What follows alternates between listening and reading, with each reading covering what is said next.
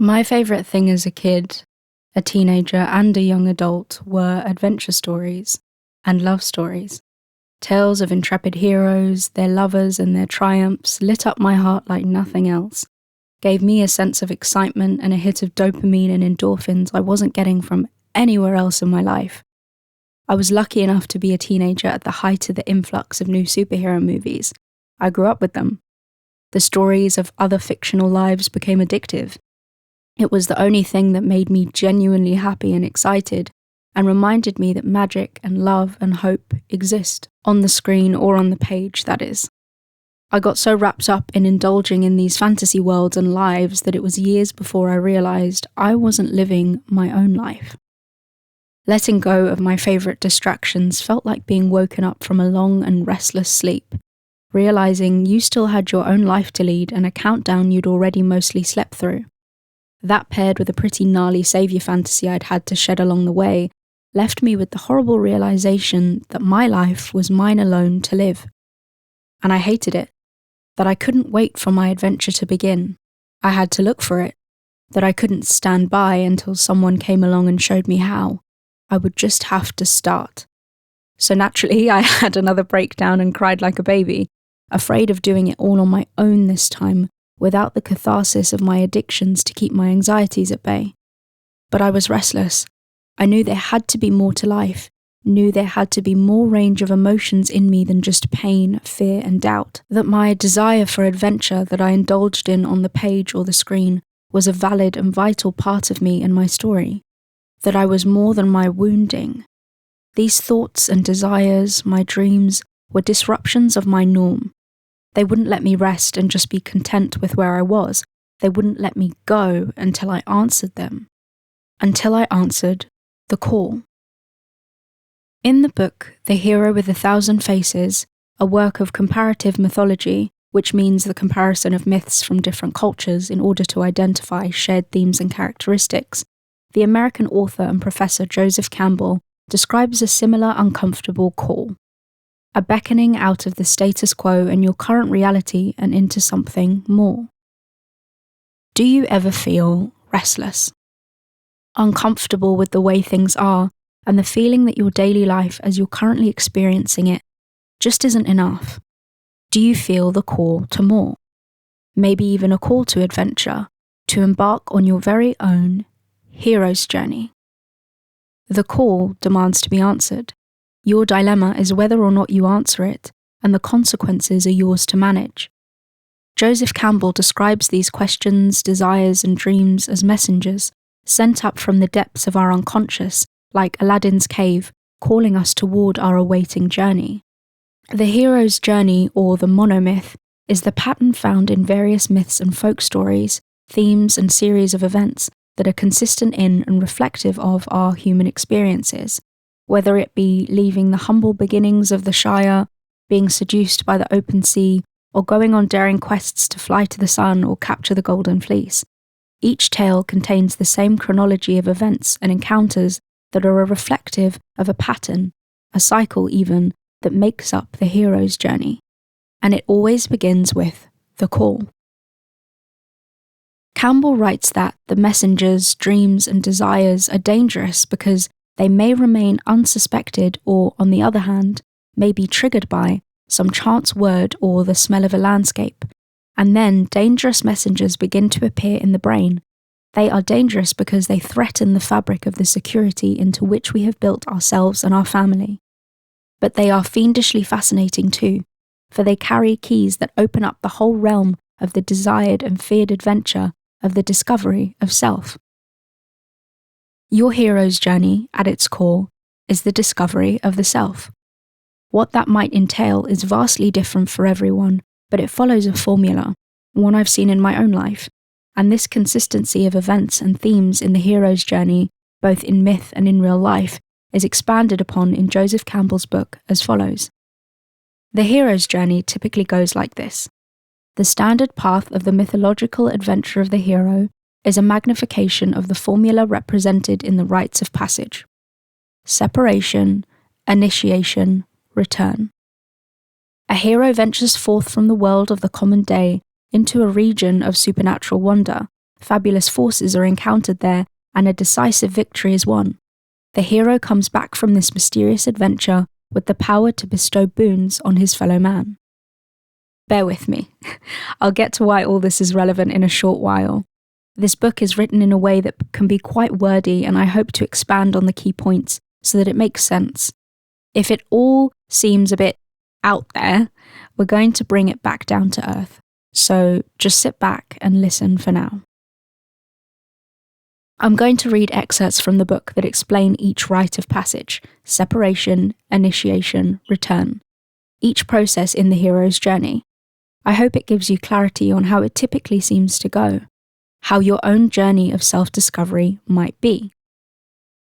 The first step, detachment or withdrawal, consistent in a radical transfer of emphasis from the external to the internal world, macro to microcosm, a retreat from the desperations of the wasteland to the peace of the everlasting realm that is within.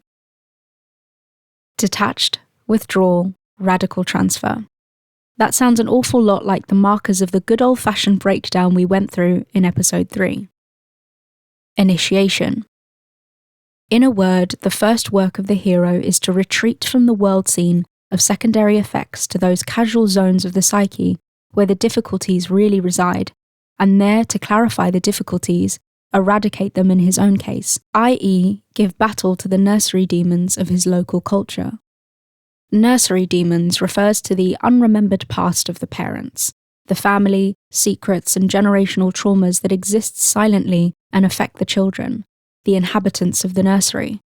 Initiation is to leave normality behind and explore and deal with these difficulties of the past, to stop its effect on you.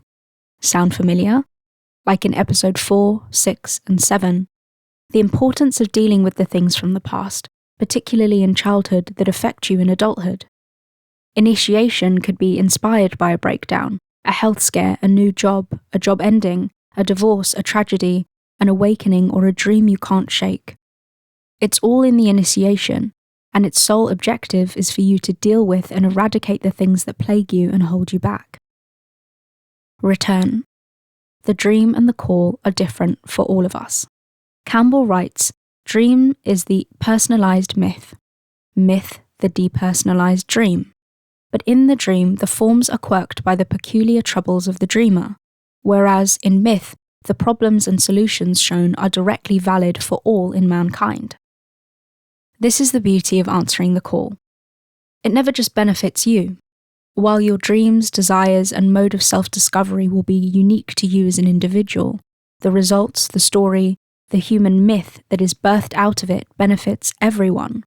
The call, the fight you fight to win against what's plaguing you, your own inner demons, attaining your dreams, it has a beautiful consequence of exemplifying what's possible and how to do it for others embarking on a similar journey, for all of questing mankind.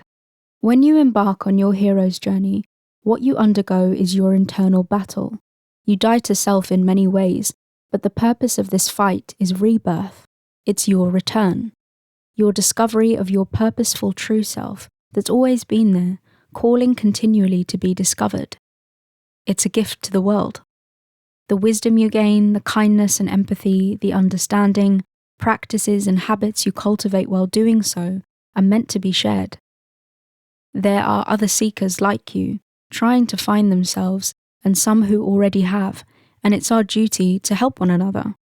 But the journey itself is personal to you, and while you will get help, only you can complete it. Campbell talks about supernatural aid that comes when you undergo the journey. It's similar to many of the concepts I spoke about in episode 5, synchronicity, help, and encouragement that seems to come from nowhere, right on time when you need it. Belief in a higher power. God rewards the seeker. And journey after journey, our own and seeing the journey of others who have succeeded in that self-discovery and have returned to share that wisdom, what they give themselves and the world that's within all the books and people who helped me heal is what Campbell calls the precious and vital sustaining virtue of hope. The hero's journey is about your call out of your normal life and accepted way of being and into your reason for being, your purpose, your mission in life, whether that be knowledge, art, math, law school, therapy, exercise, pursuing peace, your journey will always benefit you and the world around you. Once you have answered the call and completed the journey, you return and you tell the world everything you have learned and continue the cycle of heroes over and over again. But you have to decide to answer the call and make the choice to embark on the journey of self-discovery. I want to read you this passage from the book. It encouraged me, it gave me hope on the value and effort I was putting into my own journey of healing and what could be beyond. Campbell writes, "Furthermore, we have not even to risk the adventure alone. For the heroes of all time have gone before us. The labyrinth is thoroughly known. We have only to follow the thread of the hero path, and where we had thought to find an abomination, we shall find a god. Where we had thought to slay another, we shall slay ourselves. Where we had thought to travel outward, we shall come to the centre of our own existence. Where we had thought to be alone, we shall be with all the world." But what I want to focus on here is your autonomy. No one can go on the journey of self-discovery, of healing, of sustaining that healing and beyond, other than you. With all this talk about heroes, it might seem ironic then that my point of this podcast episode, the final episode, is to get you to understand that no one is coming to save you. Only you are responsible for beginning the journey, answering the call, sticking with it and returning from it whole, to heal. To heal, you have to accept that you are your own responsibility. Your healing and your journey is your own responsibility. The idea that someone or something is going to come along and do it for you is false. And that is a tough but necessary pill to swallow if you're going to stick with it, if you're going to heal. And that can be a very scary and overwhelming thought for many people. It was for me. I had to recognize the call, but was I going to answer when it felt too big, too scary, to face everything, to face my past, myself, and even worse yet, the unknown future, knowing nobody else could do it but me. I thought of the life I wanted, who I wanted to be, who I was becoming, because I'd had the courage to start the journey before I even realized I was on one. Because I had a handful of trust for myself built up from consistently showing up for myself and doing the grueling work of therapy and figuring my pain out and taking control of my health, the answer was a tiny and terrified, but tentatively hopeful, yes. I'm going to keep going and doing the hard work. We're raised to believe in heroes, but not necessarily taught that we can be those brave and honourable superhumans ourselves. That ordinary only becomes extraordinary because first, ordinary people make extraordinary decisions, choices. Choices to choose courage instead of fear, to question the culture around them and change what needs to be changed to benefit them and others. Ordinary people who realise that if they want a hero to save them, they have to become that hero. I think by now many people have seen the quote floating around the internet that says, "Be the person you needed when you were a child." And that's true, but equally you have to decide if you're going to become the person you need now. Your own personal hero, the one that is courageous enough to choose, to try, to fail and try again, and to not give up on you. To be committed to loving you, loving yourself. That's what it means to be the hero of your own story, becoming the hero for you. I know it's hard to swallow that bitter pill that no one's actually coming to save you, that with the minimal hope and strength you have, that it's you that has to carry your own weight over the finish line. It feels pretty unfair, especially when as a society, we've been sold the lie that everything other than yourself can save you, like people, things, stuff, soulmates, money, substances, shit. Distractions that stand in the way of you actually doing what will make you feel, be, and do better, which is loving yourself, meaning valuing yourself, taking care of yourself, respecting yourself, being kind to yourself, and actually believing in yourself. Imagine what you could achieve if you actually believed you could do it. If you proved to yourself by doing this that you have the courage to do whatever you set your mind to, that when you're afraid, you're someone who is able to do it anyway. Just think of that. That alone should give you enough incentive as to why investing in self-love and self-belief is totally and utterly worth it, even if it means doing it alone, not waiting for someone or something else to come along and attempt to do it for you. Do it now. Ask yourself really, what have you got to lose? Nothing, I guarantee it, compared to what years of self-loathing have already cost you. Refusing the call to your higher purpose and self-discovery in life robs you of fulfillment and robs the world of another needed hero. Wisdom only you can get from embarking on your own quest, answering your call, whatever it is, to wherever it is. Your purpose is on the other side of your self-discovery, your reason for being. To refuse that journey in itself is another kind of self-betrayal, one I hope you don't have to deal with regretting. But you cannot discover yourself honestly and productively with an open mind and heart and resilience if you don't love yourself. As you learn how, you begin to self-discover. They are one and the same. To know yourself respectfully is to love yourself. So let's revisit what self-love is, as I defined it in episode 1. Love is not a feeling. Love is a verb, a doing word, which makes love and self-love an action. Therefore, love, as a definition, as a verb, is a set of actions and behaviors that communicate the value, level, or amount of worth a person or thing has to an individual. Cultivating this gives you the equipment you need to embark on your hero's journey. Grace, self-forgiveness, understanding, patience, healing, worthiness, the ability to try again and not see it as a personal failure, but evidence of growth. Self-love informs your internal sense of well-being, value, emotional stability, and even self-efficacy. Your functionality and sense of peace with your place in the world all begins with your relationship with yourself. Out of what you do shows what you believe. So self-love is something that you need to do, an action that you can practice that equips you to go on your hero's journey and not be taken out in the process. What the lack of self-love and distaste for cultivating self-love tells me about our society is that we really don't value our humanity. Humanity in general, that's very obvious on a larger scale when you look at human trafficking statistics, poverty, healthcare, slavery, racism, classism, certain legislations, the socioeconomic boundaries that are built up all around us that maintain a hierarchy that perpetuates the lie that some people are better than others. What that tells us is that to us as human beings, human life doesn't have inherent value, that it must be earned or given. But who decided that? Who makes that judgment call is always changing, so that can't be true in a world that is set up to exploit for monetary gain and status. You cannot allow other human beings to dictate your value. It is very convenient to believe that not all human beings have the same value, because if you believe that all human beings are equally valuable, that truth makes actions and crimes against humanity stand out to be as heinous as they actually are. Exploitation and disrespect is no longer justifiable. So it's no wonder we have countless industries that are 24/7 reinforcing this hierarchical thinking and justification for diminishing your value. Because if your value is diminished and not inherent, it gives others the right to treat you accordingly. So we have to stop buying into this. This is why when I catch myself in a self-hating spiral, what snaps me out of it a lot of the time is asking, actually, who does this benefit? Who am I martyring myself for? Because it's clearly not me.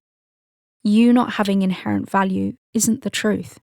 It is a lie for the benefit of people who do not care if you live or die, as long as they can make some kind of money off of it. When you stop looking at people as just bodies and numbers and statistics, you can no longer justify devaluing them, which is why it's far more convenient to make people believe they have no value, to keep reinforcing it daily so they don't question when you devalue them. When they don't know their own worth, well, not anymore. It's important that you internalize and learn and act on the value you already have just by being. That is self-love, and it's hard work only you can do. This is why the people who argue that self-love equals narcissism and selfishness are wrong, because true self-love is predicated on the truth that we as human beings all have equal positive value. When you can believe that of yourself, you believe that of others and treat people according to that truth. because it becomes a universal truth about humanity, even for people you don't like. People who treat you with cruelty and unkindness don't actually love themselves, because love is a universal thing. For love to exist and be true, it has to be indiscriminate and apply to all of us, or else it's not love, it's conditional acceptance. We've all seen it. Often people who are the most critical of others are just as, if not more so, hard on themselves because they're judging others by their own internal value system, one that is impossible to meet. When you have grace for your humanity, your mistakes, your imperfections, it is easier to extend that grace to others because you know it is something we all deal with. Being human. It's not about treating people how you want to be treated like some kind of transactional exercise. It's about treating yourself and others with the value they already have, that you already have, and the more we can foster that in ourselves, the more we will receive that same grace and kindness back. And better yet, our entire world won't be rocked and our days won't be ruined when we don't. Because we know that a person's negative evaluation of me does not diminish my value. It takes nothing from me, so I can let it go. Self-love gives you freedom. You do not want to always be beholden to other people and their assessment of you. It's exhausting. It's hard work and they are unqualified for the job. Only you and God, your creator, have the credentials to dictate your value. That's all. The God I believe in says you're worth dying for, so no other opinions are necessary. So you have to remove other people from the equation of your healing and self-discovery and come to terms with the reality that you are your own responsibility and you are the one who has to do the work. The reading, the thought interruption, the therapy and the self-development. You're the only one able to care enough about yourself to bring the lasting change and growth and flourishing you want in your life. Self-love is a practice I have to do every day. Some days are more difficult than others, whether that's because of circumstances, hormones, my energy level that day, or the residue of my own trauma. What I can testify to is that it does get easier. The more you do it, it becomes second nature. It surprises me now the things I used to spend all day beating myself up about. I can now shrug off within a few minutes by reminding myself I'm only human and that my less than positives don't undo my good, and that my value remains the same no matter what I do or don't do, and that I can always try again, that I am allowed to exist as myself and also to want to change. And every time I do, I respect myself all the more. I begin to strengthen the trust in myself. Even while making this podcast, I still had those critical thoughts that I had to fight against. No one could fight them but me. It sounded like this: you have nothing good to say, nobody is going to listen to you. Or my personal favourite that would crop up whenever I was struggling to put my own words into practice: you're just a hypocrite, you don't really love yourself. Look, you feel terrible right now and that's proof everything you're saying doesn't work. Well, the fact that now I have finished this podcast and many other projects in the meantime is enough proof to me that yes, it does. It does work, and it's worth it, and that will only get stronger the more I continue to practice it. So be careful of that voice as you're learning to love yourself. It is always going to be there to try and trip you up, unfortunately, especially if it's been ingrained for years, especially if that's what you grew up on, but it doesn't have to control you anymore. It is your Goliath that you need to equip yourself to fight. But the bigger you grow, the smaller and more punitive and powerless it gets. So keep that perspective whenever that voice tries to tell you that you failed at loving yourself, that you'll never love yourself, that all this is pointless. Because that voice is not here to help you. It's there to throw you off the fight, to sabotage your hero's journey, and all that you'll achieve through it. It wants to get you to stop trying and stay the same. Stay stuck. And every time you make the choice to say, no, I don't believe you and I'm going to continue, you strengthen the respect and love you have for yourself, and that voice becomes far more grating, quieter, more desperate, ridiculous, and easier to ignore, because it's predictable and single-minded, and you're living for more than that now. Because you alone are on your hero's journey and have to decide that nothing is going to stop you from loving yourself and eventually, productively, discovering yourself. The journey is yours and the reward is yours. Answer the call. Why not? Well, because it will hurt, you might say, because it will be hard. But so is staying the same. So is staying the same. So you might as well take it on. Stop waiting for it to be done for you. Only you can do it. Only you can start, can do the personal excavating and building habits and staying consistent, and only you can return at the other end and share with others what you've learned. In that, you will find your purpose, your calling. You will know what to do next in a way that honors you and doesn't betray you anymore. It requires you to do the work. It requires you to feel the pain, but it is worth it, and you'll only know that if you do it, and do it for you. This podcast, listener, is merely the call. With many valuable keys to completion, it is only a small part of your overall journey, your own hero's journey. Consider me your trail guide, one of many to come, God willing. Are you ready? If the answer is yes, you've already made it this far. You're already a hero for that in my eyes. If the answer is no, consider what you stand to lose by not answering the call. The years of more pain and stagnation. You alone are the one who has to build consistency. Trust in yourself and seek help where you need it, to figure out what's wrong and what needs work in you and around you, and do it. No one else, only you. Help will come. Wisdom is all around you, but you have to take the steps. You have to choose yourself daily. You have to commit to yourself and your journey and not give up. That is how you love yourself. In action, every day as often as you can. Only then will you see results, self-discover and move forward and move on in life. Don't stay stuck. Reality sucks. I think it's why we find things so difficult, particularly my generation and below me. We look around and all we see is a mess. It feels impossible and out of our control. And in order to gain control, we act out of desperation.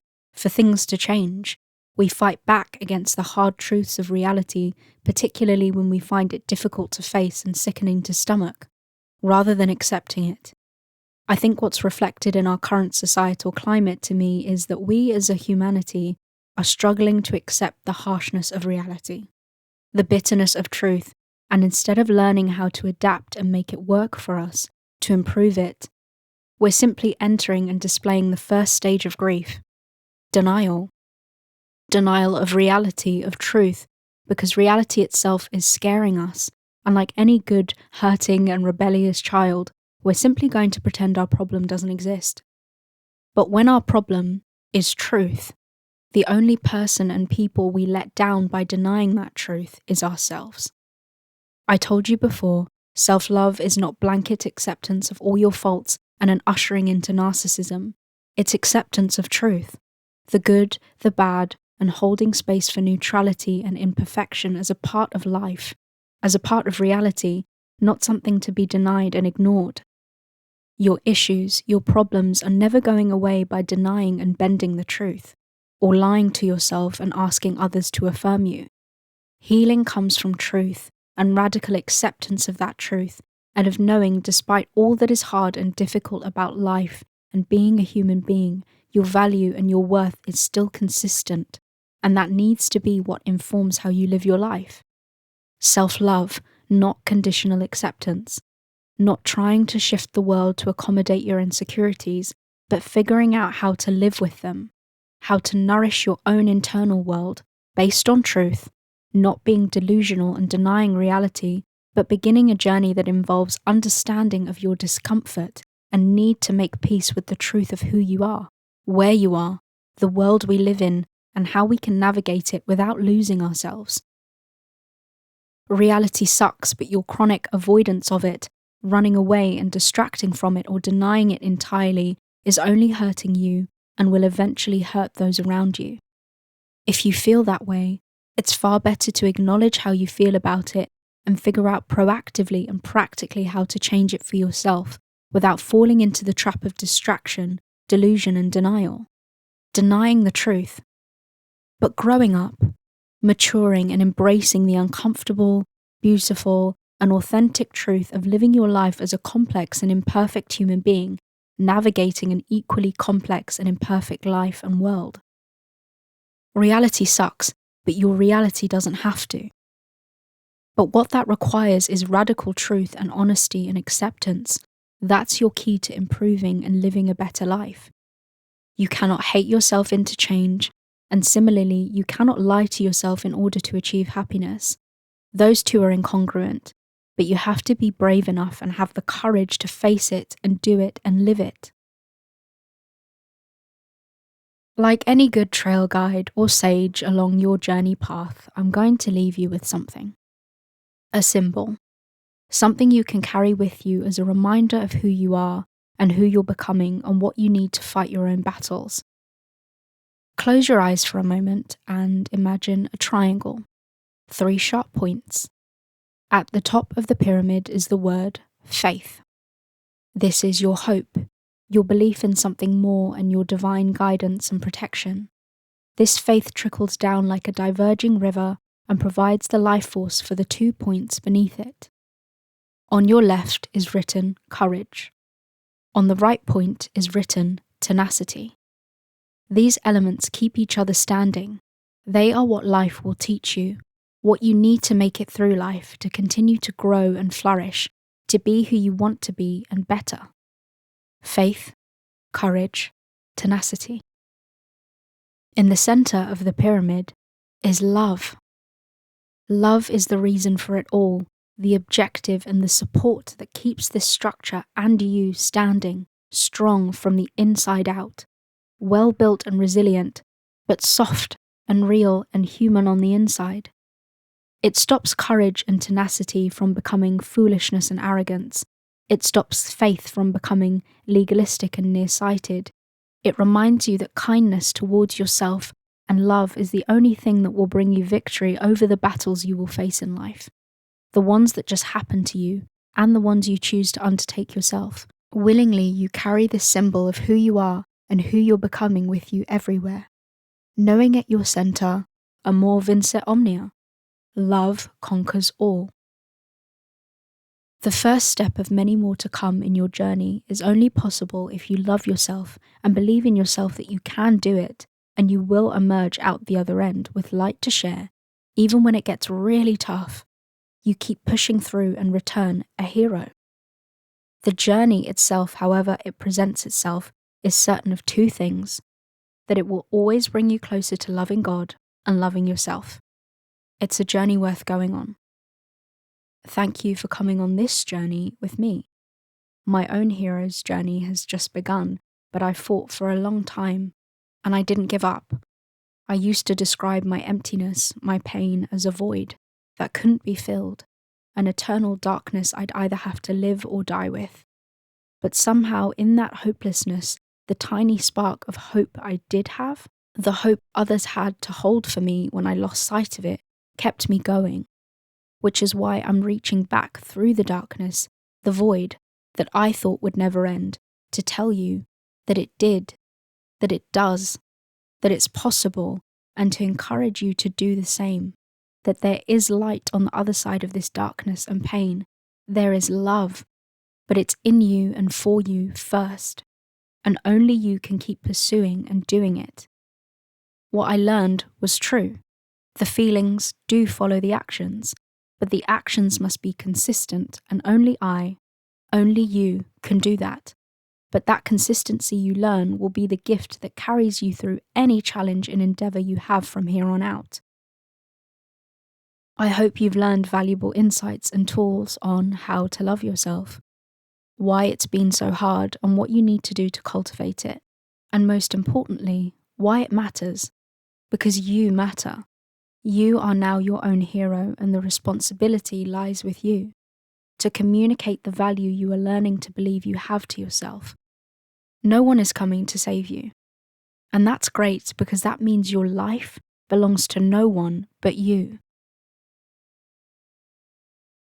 Listener, if no one's ever told you, or if nobody meant it, you deserve love. Now, begin your journey and go love yourself.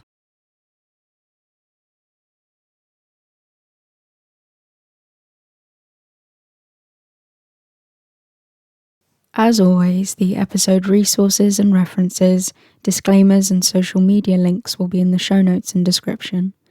The uncensored audio podcast episodes are available on Spotify and Apple Podcasts. Details on how to support the podcast are also listed in the show notes and description if you feel so inclined. If you would like access to the uncensored vodcast of the episode you just watched, as well as journal prompts and reading material, this is available through Patreon membership.